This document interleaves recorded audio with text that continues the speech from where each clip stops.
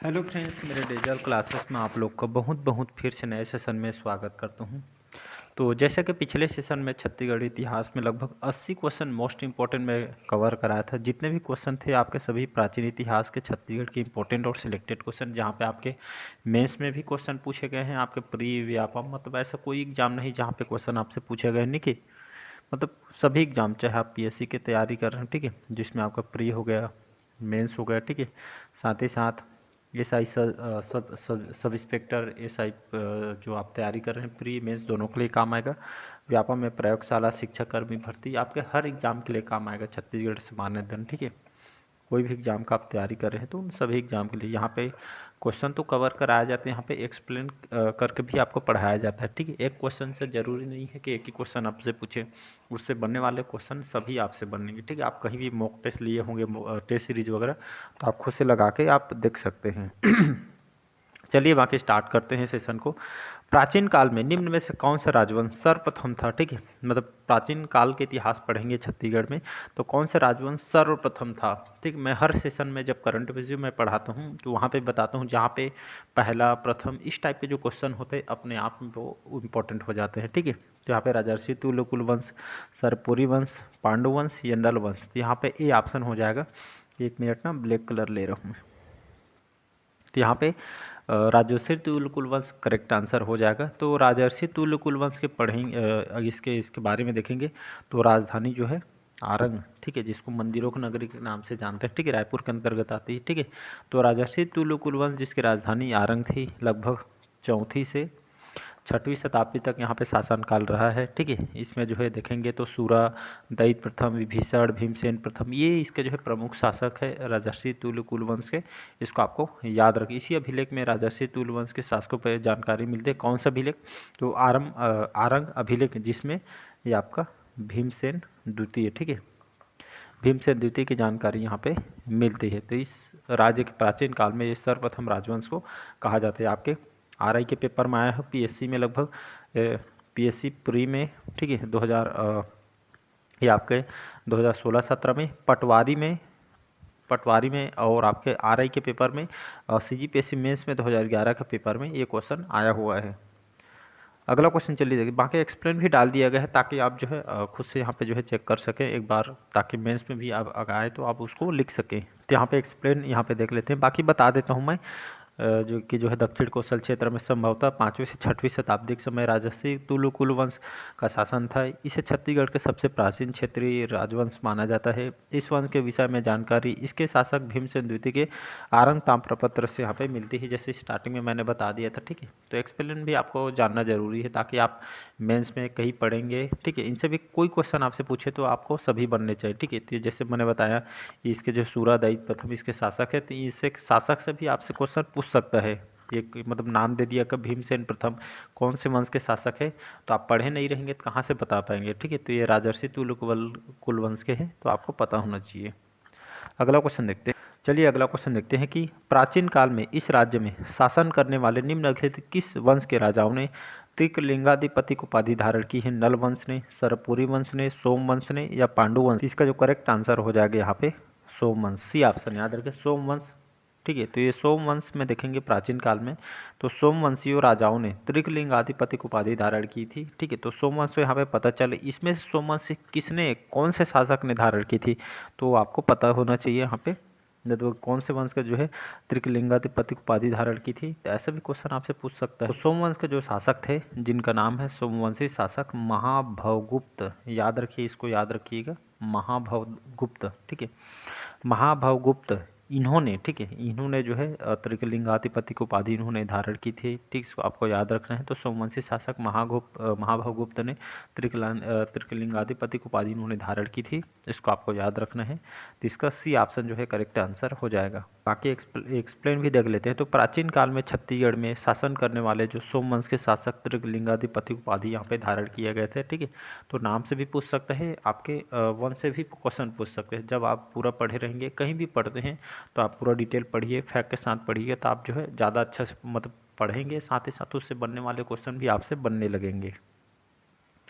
चलिए बढ़ते हैं अगला क्वेश्चन 83 क्वेश्चन। कलचुरी शासक जाजलदेव प्रथम ने बस्तर की किस जो है शासक को परास्त किया था? अन्नमदेव, सोमेश्वर, विलासतुंग या इनमें से कोई नहीं? तो यहाँ पे इसका जो आंसर हो जाएगा विलासतुंग। ठीक, तो कलचुरी शासक जाजलदेव प्रथम कलचुरी शासक के जो जाजलदेव प्रथम थे, इन्होंने जो है बस्तर के जो विलासतुंग, ठीक है, तो विलासतुंग जो है एक नरवंशी शासक थे, ठीक है, और ये जो है बस्तर के शासक है। तो इन्होंने जो है विलासतुंग को जो है जाजलदेव प्रथम ने इसको जो है परास्त किया था। तो इसका विलासतुंग करेक्ट आंसर नहीं, एक यहाँ पे एक मिस्टेक हो गया, यहाँ पे सोमेश्वर, वही मैं बोल रहा हूँ। ठीक है, इसे जो है जो ये जो है ये जो सोमेश्वर देव है, ठीक है, सोमेश्वर देव यहाँ पे बाई मिस्टेक हो गया। ठीक है, तो कलचुरी शासक जाजलदेव प्रथम ने बस्तर के जो सोमेश्वर देव, इसको जो है यहाँ पे परास्त किया था। तो सोमेश्वर जो है, सोमेश्वर देव ये जो है छिंदक नागवंशी शासक है। ठीक है जी, छिंदक वंश के शासक थे। ठीक है, ये विलासुंग तो नरसिंह से नहीं हुआ था। ठीक है, यहाँ पे कई बार ऐसा होता है जब पढ़ाते पढ़ाते हम यहाँ पे कहीं और यहाँ पे जो है माइंड सेट चलता है। ठीक है, इसके लिए सॉरी यहाँ पे जो है यहाँ पे बोलता हूँ। ठीक है, तो यहाँ पे जो है छिंदक नाग वंश के जो सोमेश्वर, ठीक है, इन्होंने जाजल जो प्रथम कलचुरी वंश के शासक थे, इन्होंने जो है बस्तर के शासक को यहाँ पे पराजित किया था, सोमेश्वर देव। ठीक है, तो इनके बारे में और एक्सप्लेन देख लेते हैं। तो कलचुरी शासन काल के जो शक्तिशाली शासक जाजलदेव प्रथम ने बस्तर के छिंदक वंशी जो शासक सोमेश्वर देव पर आक्रमण कर उसे परास्त किए तथा उसकी राजधानी को यहाँ पे तहस नहस कर दिया था, इसको आग लगा दी थी। ठीक है, तो इसको आपको याद रखना है। अगला क्वेश्चन देखते हैं। चलिए अगला क्वेश्चन है, ये क्वेश्चन भी इंपॉर्टेंट है। वैसे सभी क्वेश्चन इंपॉर्टेंट है जो एग्जाम का दृष्टि से, क्योंकि ये प्रीवियस ईयर क्वेश्चन में आया है, मतलब सभी क्वेश्चन आपके एग्जाम का दृष्टि से कंटेंट को तैयार किया गया। किस कलचुरी शासक ने बादल महल बनाया था? कल्याण सय, रत्न देवदूती, राज सिंह या बादल सिंह देव? तो इसका जो करेक्ट आंसर हो जाएगा राज सिंह देव। ये ठीक, राज सिंह देव कौन थे? तो ये जो है कलचुरी वंश के शासक हैं। ठीक है, इन्होंने जो है रतनपुर के जो बादल महल सुने होंगे, ठीक है, तो इन्होंने जो है इसका निर्माण कराया था। इनका कार्यकाल देखेंगे 1689 से 1712 तक इनका जो है कार्यकाल रहा है। ठीक है, राजपुर जो नगर है, ठीक है, जिसको जूना शहर रतनपुर के समीप है, ठीक है, इस नगर को भी इन्होंने बसाया था। आरआई के पेपर में, ठीक है, व्यापम 2016 के भी पेपर में क्वेश्चन आया हुआ है। ठीक है, इसको आपको याद रखें। इनके जो दरबारी कवि थे गोपाल मिश्र जी, इन्होंने इनकी जो रचना है खूब तमाशा में औरंगजेब की आलोचना इन्होंने की थी। तो इसको आपको याद रखते। ये जो एक निसंतान थे, इनके कोई भी पुत्र नहीं थे राज सिंह। ठीक है, जिसको आपको याद रखना है। और राज सिंह ने मोहन सिंह को शासन सौंपने का वादा किया था, किंतु राज सिंह के शिष्य जो राज सिंह की मृत्यु के समय मोहन सिंह को शिकार पर जाने के कारण राज सिंह के जो है चाचा सरदार सिंह यहाँ पे जो है शासक यहाँ पे बन गए थे। तो इसको आपको याद रखना है। एक्सप्लेन देखते हैं। तो कलचुरी शासक जो राज सिंह देव ने बादल महल का निर्माण कराया गया था। चलिए अगला क्वेश्चन देखते हैं।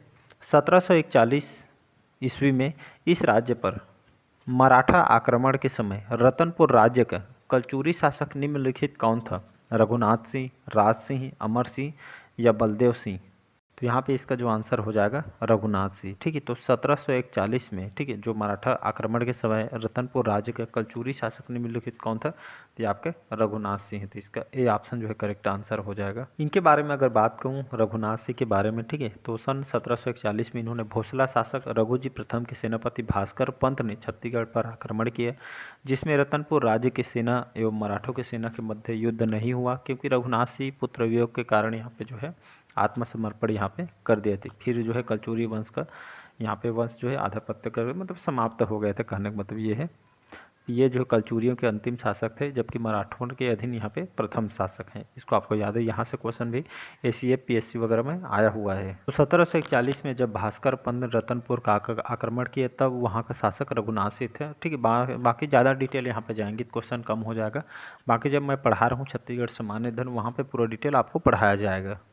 चलिए अगला क्वेश्चन देखते हैं। निम्न में से कौन कभी जो है कलचुरी वंश की राजधानी नहीं रही है? तो माड़, रतनपुर, खल्लारी या कोसंगा? ठीक है, आप जब पढ़ेंगे कलचुरी वंश, ठीक है, जहाँ पे राजधानी तो माड़ को भी बनाया गया था, रतनपुर को भी, कोसंगा को भी, बाकी जो है खल्लारी ये महासमुंद जिले के अंतर्गत आती है, इसको यहाँ पे कलचुरी वंश में या कलचुरी वंश से कोई भी शासक ने यहाँ पे इसको जो है खल्लारी को जो है अपनी राजधानी नहीं बनाया गया। ठीक है, तो आप पढ़ेंगे कलचुरी वंश तब आपको जो है समझ आएगा।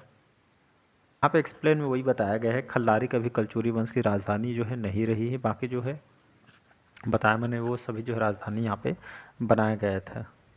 चलिए अगला क्वेश्चन देखते हैं।